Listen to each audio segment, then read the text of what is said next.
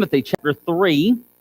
And while you're turning there, I just want to bring something to your attention. On the back wall, back here in the back, there is envelopes put up on there for our teen retreat that we're going to be taking very soon in July. And they look something like this: an envelope back in the back. They've got numbers on them, and what we're asking you to do is prayerfully consider taking one off. Whatever number you pick, that's how much money you put in. Okay, it's not difficult, it's not hard. Some of them are decorated very elaborately. Some of them just had the number on it. That's okay. But all that money that's going to be taken up for that will go to the teens. And it's very simple to do. You pick it up, you put that on there, pick the number you want up, put the money in it, and then you throw it in the offering plate. It's very simple. Okay? So if you would like to do that, whenever the plate's passed, if you want to put it in, you may say, well, I didn't get one off the back. I didn't see one with the number I want to give on it. That's okay. Just write on the offering envelope, teen retreat. Put an offering plate, and it'll go towards it. My mom, which I did not know she was going to do this was something that was sprung upon me. She put down that if anybody wanted to give something towards a memorial for my father to be given to the church. And so I talked with my mother last night, and I said, Mom, this is what I'd like to do with that. I'd like to give that to the teen retreat, any donations that come in. And she told me, your dad would like that. My dad took a number of missions trips with us. We went to New York City, Tennessee with our teens, and my dad and mom went with us. And I can remember when we were at New York, and somebody had let them borrow a camper. I think of a camper, I think of Debbie and Woody and their big camper. This wasn't like your camper. This was about the size of a porta potty, it seemed like. And but I remember it rained a lot while we were there, and I was in a tent. My mom and dad stayed in the camper. They stuck me in the tent with a bunch of my buddies, which was great for me. I didn't care. And I just remember every time you walked up to that camper and you touched the door, it shocked you. And it wasn't just a zzz, it was like a zzz. I thought, whoa, what in the world? So nobody wanted to go near their camper. And I always thought in my mind, I wonder if my dad did that on purpose so nobody bother him. But I remember if you wanted to go up there and knock on the door, if you grabbed a hold, it was a screen-like door on the outside, you grabbed a hold of that, you better be ready, because you could see the blue shooting to your fingers. It's like, whoo, it would shock you that bad. And he goes, yeah, it must be an electrical problem. I said, you think? So my dad was always with the teens. Even when he was in his 70s and he could go to church, they worked with the little children. He got on the floor with them and taught from kindergarten all the way up through third grade. Him and my mom did. And so when I told her that's what we're going to use it for, she said, I think your dad would deeply appreciate that. So that's what we're going to use that for. And pray that it would be a blessing to our teens. Our teens would get something out of it as they go, as I hope they did last year. In 1 Timothy chapter 3, we looked at last week the qualifications of a pastor, and I believe that this is something that we definitely needed to look at. It's one of the two offices of the church, pastor and deacon, and you must look at the character of a pastor. You can't just look at a guy because he's got a good head of hair, nice set of teeth, he cleans up well, and he speaks nicely to people. That's not what a pastor is per se. Has to be the character of the man and the godliness of the man that you look at. But Paul was trying to get Timothy ready. Timothy was a young man. He was an evangelist. He was going into churches. He was going to this church at Ephesus, and he was trying to get them ready. He was trying to make sure their pastors and their deacons were someone that were qualified, that would be ones that would actually do the job they were set to do. And I believe that the problem we have many times is that we look at someone for a pastor or the role of the deacon. We do not look at them through biblical eyes. We look at them through man's eyes. Well, I've heard people say this, well, this man has a lot of money. He should be a deacon. Nowhere are you going to find in the qualifications for a deacon that they need to have or make lots of money. He's a good businessman. That's great. But nowhere in the qualifications do we find that a deacon needs to be someone that's a good businessman. Should they be a good businessman? Yes, but that's not one of the qualifications. They must have a great household. They should have a household that's under subjection. But I think that we look at it in a very different way. The word deacon in the Bible literally means servant. And the first time we ever hear of a deacon is in Acts chapter 6. Acts chapter 6, there was a big problem, which it always seems to happen in church. A big problem came up. The Grecian widows and the Hebrew widows were not getting taken care of the right way. The Grecian widows thought that they were not getting taken care of on their daily administration they were getting from the church, and they thought, man, I'm not getting what I'm supposed to be getting. And so they got upset, and so they went to the disciples and complained. And so what did the disciples do? The disciples, who were the pastors at that time, said, we do not have time to go about daily and doing this, handing out food, because the widows, you got to remember, if this is a lady whose husband has died, normally we think of that as a lady much older, not able to fend for themselves as well, not have that income from the husband, so on. So the deacons are supposed to go in and they're supposed to take care of them, making sure they had food, water, things taken care of around their home. They're to take care of them, in other words. And so the Greeks said, well, we're not getting this. This didn't happen. We're not getting what we need to get. And so the minister said, the pastors there said, we don't have the time to do that on a daily basis. Our job is to spend time in the Word and study and pray. So they came up with the idea, and I believe the Lord gave them this idea, of deacons, servants. This is what we need to understand. When we look at a deacon today, a deacon is just that. They are to serve the Lord, and they are to serve the church. That's their job. How do they serve the Lord and serve the church? By taking care of the widows, taking care of the poor. That's their job. That's their biblical job, okay? Well, the qualifications in Acts chapter 6, they only gave 3. Please understand this, Acts chapter 6 only gave 3 qualifications. But 7 men were there that they looked at that they thought met these qualifications. Now, please understand something. I want to ask you a question. Who can tell me, out of those 7 men, one of those men's name? He's the first martyr of the church, Stephen. Stephen, the first martyr of the church, was a deacon. Do you understand that? Wasn't a pastor, wasn't an evangelist, wasn't a missionary. He was a servant in the first church. But he was also the first martyr. Why? Because he stood for the faith. And here is a man, if you remember now, think about this, all this gets woven in together.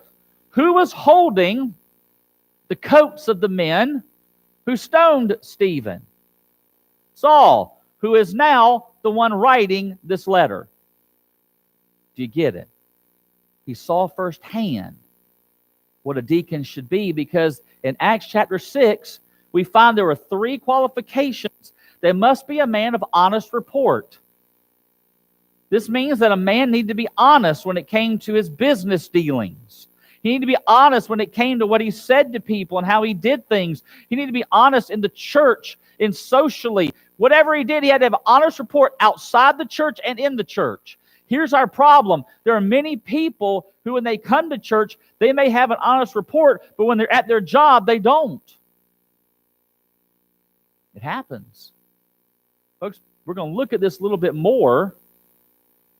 But there are a lot of people in this world who act a certain way when they get around certain people. Then they act another way when they get around these other people. And then they act this way when they get around these people. Isn't that funny? He's saying you got to be honest. Second of all, he tells them you have to be full of the Holy Ghost. This means you're not just being saved, which of course they need to be, but they need to be a man that is Spirit-filled and Spirit-led in everything they do. From every decision they make, from every word that comes out of their mouth, they need to be Spirit-filled and Spirit-led. They also must be full of wisdom. Now, please understand something. I don't mean worldly wisdom. Okay, we're not talking about a Benjamin Franklin here, walking around. We're talking about someone who is filled with godly wisdom. They're the kind of person you can go to and you're going to get some godly counsel. They're not just going to go, well, I think you just need to go do this. No, no, no, no. What does the Bible say? Because you see, a deacon is not just someone who is going to serve the widows. They may also have to be one that serves the church in terms of possibly getting up in the pulpit, preaching the word, teaching the word, because guess what? That's just what Stephen did. That's why he was martyred, because he stood up for the word.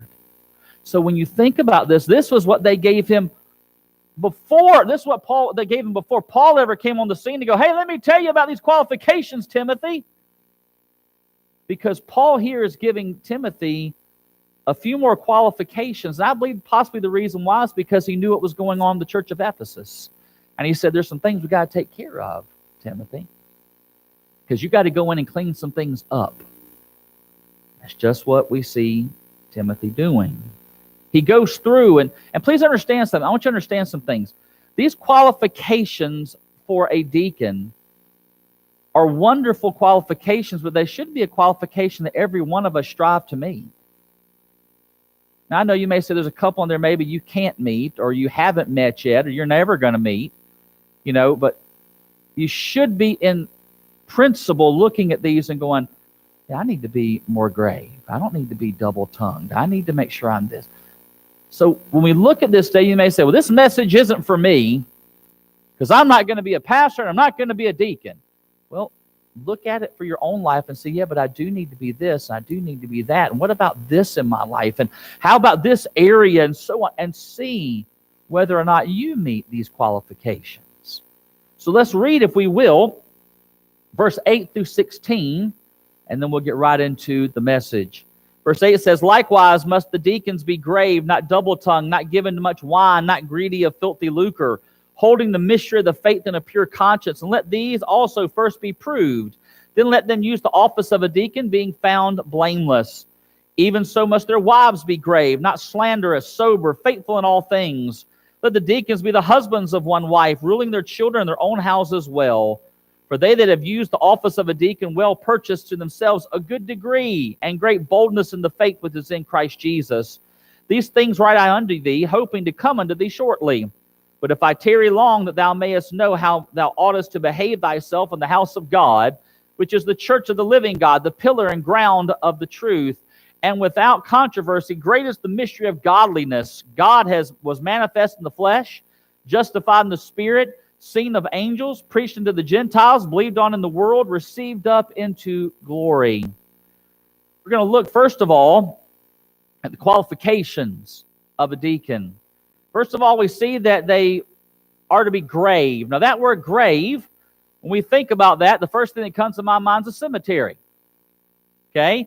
Because why? Because that's where you normally have graves at, correct? But that word grave literally means to be solemn and sober.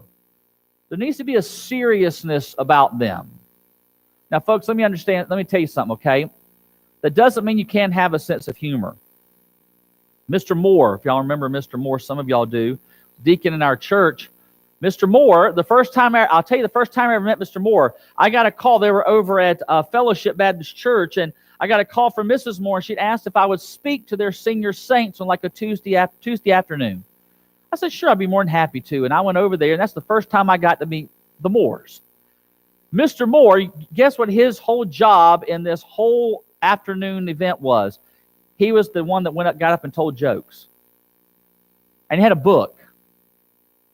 And they were the corniest jokes I've ever heard. And he laughed at them more than anybody else did. And I remember him sitting there laughing. He would start to tell the joke, and he already knew the punchline. He'd start laughing. And I would start laughing at him because he was so funny.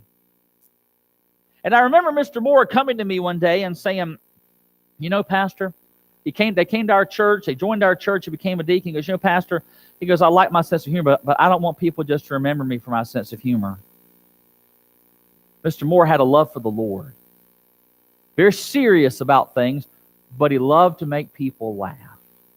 Folks, there's nothing wrong with having a good sense of humor as a pastor and as a deacon. The first church I was under, the pastor looked at me and goes, Kevin, never lose your sense of humor or you'll get out of the ministry the next day.